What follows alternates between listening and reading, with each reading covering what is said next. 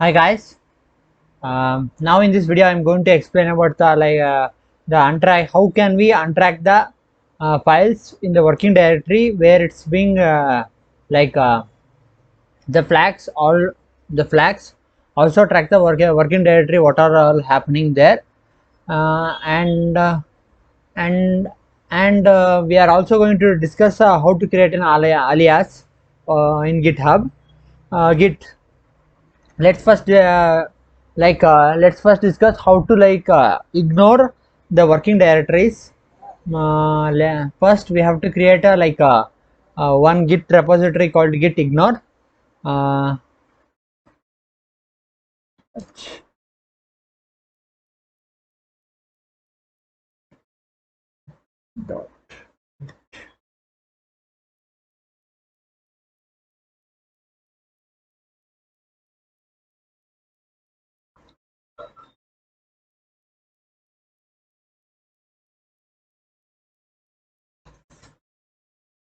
Now if you press ls, you can't see any repository. Now press ls minus l. Now you can see there is a repository called Gitignore. Now in this repository, if I want to ignore this jpg and png file from the working directory, like git, if you press the git status, you will know that there is these four files have been tracking. So what I am going to do is let me just untrack it by make it ignore. Go to the git repository vi Gitignore, and just to type whatever the file name you have given. Like I want to untrack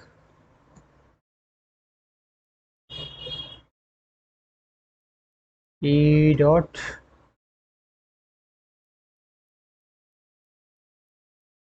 and some star png file. If you enter star dot png means I want every png file, whatever the name, these files to be ignored. Okay, just save. Now if you again enter git status, see, now the png and jpg file are not tracked. Now if you want if I want this gitignore file to be removed, I just need to push it to the commit area. Just add a git commit. Sorry, I have to add it first. Git add dot git ignore, and now add this thing to git commit.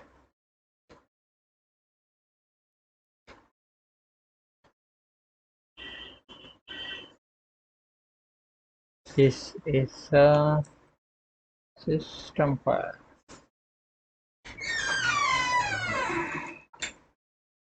Now this file is transferred to the from commit area. Just go to git status.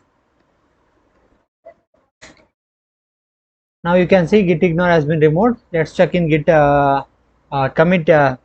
Sorry, in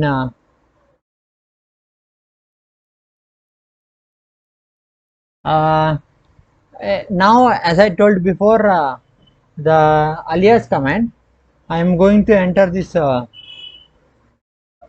git log one line. Okay, sorry, log. Yeah, one line. Now I'm going to create an alias for this command.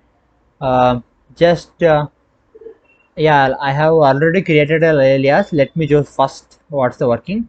Rather than typing this, I have created alias as hist. Okay, if you enter this, it's going to command. Let me how to create an alias. Just enter git. As I mentioned before, the config command is basically used to configure your bash. Let me configure git bash by git config and let me mention it for a global. Uh, global global is basically is nothing but I'm going to like it's mentioning to like I'm going to consider this setting for all the bash activity, whatever I get, whatever I am doing in this bash, just consider it. That means global. You can set it for local also. I just need it for global. Next, mention alias, what I am going to do, and what's going to call that. Let me like create I have mentioned like hist. Now I am going to like create the alias for ls files, okay, for knowing the files in a staging process. um, what happened, yeah, let me first show first git ls files, okay. We enter this, it's going to show the files in staging area. I'm going to create an alias for this. Git config, uh, git config, what's going to be, it's going to be global, alias dot, what's I'm going to call stage, okay. I'm going to mention stage, okay. Stage, what's the command, ls files, files, okay. Now it's been set. If you want that, just enter git ls files, okay. It's going to come here, or rather than that, I'm going to enter git stage, okay. If you enter the git stage,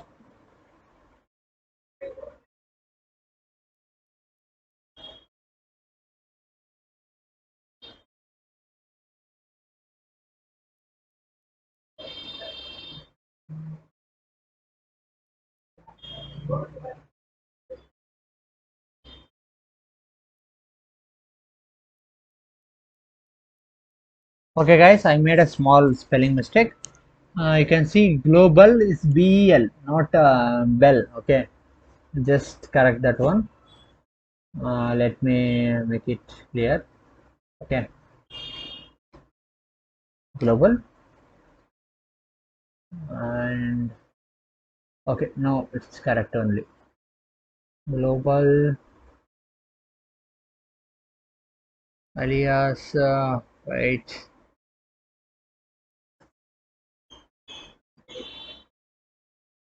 default name only, and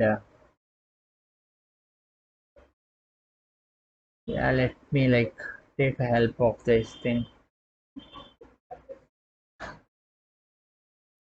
Okay.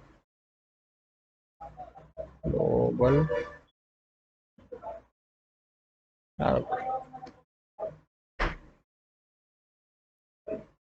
mm, is right, global is right, help also right. Let me press this, try this one. Yeah, just the same command, staging. Yeah, it's already have a like a command for this, so the global command does not able to set it, so set it as a like a sta. Then if you plus like git sta, now it will show you the shortcut command, and this is the alias command. Let me in the next video, let me show you how can you like push the this repository to the another, and let me again revise the branch concept, and thank you.